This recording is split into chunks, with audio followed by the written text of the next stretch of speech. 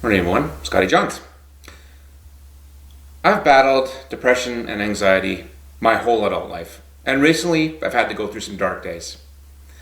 They don't alarm me anymore, I know they will pass, and I've learned a few things along the way to help me cope. More on that in a minute.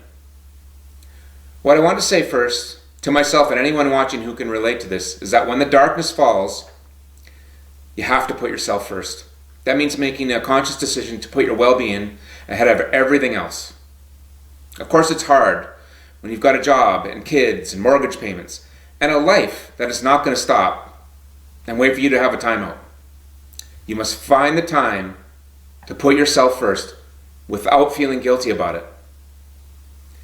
Mother Teresa always filled her own bowl first at the orphanage because, she said, she had to nourish herself first before she could be any good to someone else. If it's good enough for St. Teresa of Calcutta, it's good enough for you too.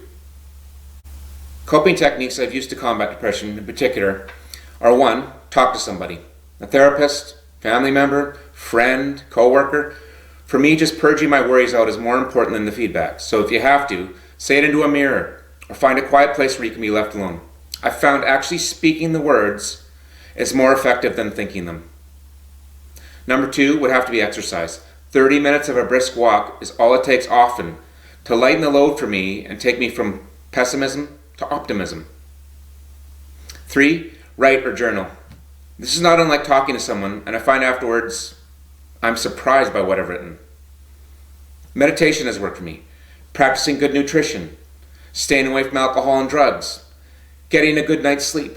These last ones are listed in virtually every piece of literature ever written on the subject of depression, and for a good reason. They work. Find what works for you. Living a life free of the shackles of debilitating mental illness should be all our highest calling.